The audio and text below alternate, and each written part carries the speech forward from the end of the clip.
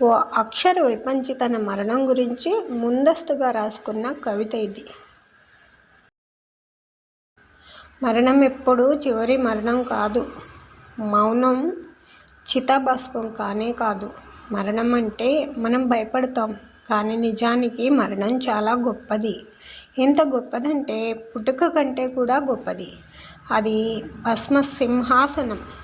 ఎప్పటికైనా మానవాధికులు చేరాల్సిన గమ్యస్థానం అది. తెలుసుకోవడం జ్ఞానం, తెలుసుకోకపోవడం అజ్ఞానం.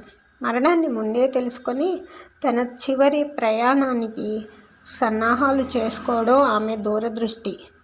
అవును, ఆమె విఘ్నురాలు. నేనేదో తాత్వికంగానో కాల్పనికంగానో ఈ మాటలు చెప్పడం లేదు అంటారు హుసేన్ గారు. మరణం వచ్చి తలుపు తడుతుందని ఖచ్చితంగా తెలిసాక కూడా ఎంతమంది ధైర్యంగా ఉంటారు? ఎప్పటికైనా మరణం తథ్యం అయితే అది ఎప్పుడొస్తుందో ఎవ్వరికీ తెలియదు. ఆమెకు మాత్రం తెలుసు. మృత్యుదేవత వచ్చి తలుపు బాది అలసిపోకుండా ఉండేందుకు ముందుగానే తలుపులు బార్లా తెరిచి స్వాగతం పలికింది.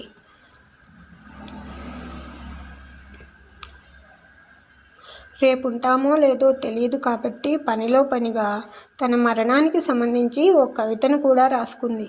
తాను పోయాక ఏం చేయాలో ఏమేం చేయకూడదో అందులో చాలా స్పష్టంగా రాసింది. ఓ రకంగా ఇది ఆమె మరణ వాంగ్మూలం అనుకోవచ్చు, లేకుంటే తన మరణానంతరం వీలునామాగా భావించవచ్చు. నేను చెప్పబోతున్న అక్షర విపంచి పేరు బైరి ఇందిర. ఇప్పుడు ఆమె లేరు. తుర్రుమని గాల్లో ఎగిరిపోయింది. ఎక్కడికి వెళ్ళిందో తెలియదు, కానీ మొత్తానికి వెళ్ళిపోయింది. ఆమె ఇప్పుడు లేదు. ఆమె జ్ఞాపకాలు మాత్రం ఆకుపచ్చ అక్షరాల్లో నిక్షిప్తమై ఉన్నాయి. ఆవిడ రాసుకున్న కవిత్వం. నేను పోయినప్పుడు ఓ కాగితాన్ని కప్పండి, రాసుకోవడానికి పనికొస్తుంది. మట్టిలో కప్పి పెట్టకండి, మరీ గాలాడదు, పురుగు పుట్ర ఉంటాయి.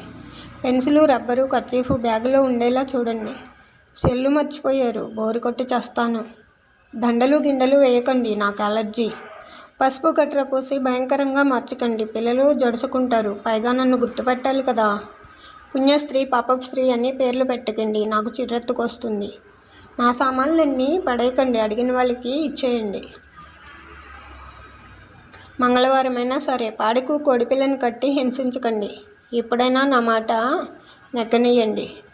డాన్సులాడి లేటు చేయకండి. ఏదైనా టైం ప్రకారం జరగాలి.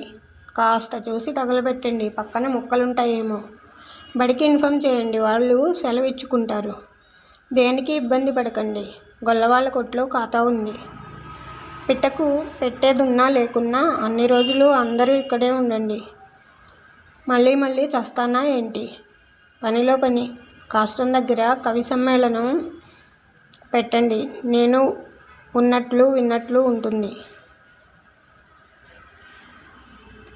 అని ఆవిడ తన మరణం తర్వాత తనని ఎలా సాగనంపాలో రాసుకున్నారు. ఏదో ఒకరోజు అందరం పోయే వాళ్ళమే, కాకుంటే ఒకరి ముందు ఇంకొకరు వెనుక. బైరి ఇందిర గారు మనల్ని విడిచి కాస్తంత ముందుగా వెళ్ళిపోయారు అంతే. ఆమె ఎక్కడికి వెళ్ళారు? అందరూ వెళ్ళే చోటుకే. ఆమె నరకమా, స్వర్గమా, లేక ఇంకేదన్నానా తెలీదు. అది అసలు ఇవన్నీ ఉన్నవో లేవో ఎవరు చూశారు? పుట్టుట గిట్టుట కొరకే. అయితే అందరూ పుడతారు, అందరూ గిడతారు. అందులో పెద్ద విశేషం ఏమీ లేదు. కానీ కొందరి పుట్టుక ఓ లక్ష్యంతో ముడిపడి ఉంటుంది. ఆ లక్ష్యం నెరవేరగానే వాళ్ళు వెళ్ళిపోతారు. బైరి ఇందిర గారు కూడా అంతే. ఆమె కవయిత్రి, అంతకు మించి ఓ మంచి ఉపాధ్యాయురాలు. సహృదయత, స్నేహము ఆమె సుగుణాలు. తన వంతుగా అన్నింటినీ అందరికీ పనిచేసి ఆమె వెళ్ళిపోయారు. పోతూ పోతూ ఇదిగో అయిన వాళ్ళ కోసం తన వంతుగా ఈ చివరి కవితను కూడా విడిచి వెళ్ళారు. మరణం తన చివరి చరణం కాదన్నాడు ఆలిశెట్టి. బైరి ఇందిర గారు కూడా అంతే. మరణం కేవలం భౌతికమైనది. ఇప్పుడు ఆమె మనతో లేకపోయినా కానీ ఆమె తాలూకు జ్ఞాపకాలు సాహిత్యం రూపంలో ఎప్పుడూ మనతోనే ఉంటాయి. ఆమె సంస్కారం, ఆమె వినయం, ఆమె సౌశీల్యత, ఆమె కవిత్వం, ఇంకా ఇంకా ఆమె గుర్తులు ఎప్పుడూ పచ్చిగానే ఉంటాయి. మరీ ముఖ్యంగా ఇది ఈ చివరి కవిత రూపంలో. ఈ వీడియోపై మీ అభిప్రాయాన్ని కామెంట్ రూపంలో తెలియచేయండి. ఈ వీడియో కనుక మీకు నచ్చినట్లయితే లైక్ చేయండి, షేర్ చేయండి. మొదటిసారిగా నా ఛానల్ చూస్తున్నట్లయితే సబ్స్క్రైబ్ చేసుకోవడం మర్చిపోకండి. Thanks for watching.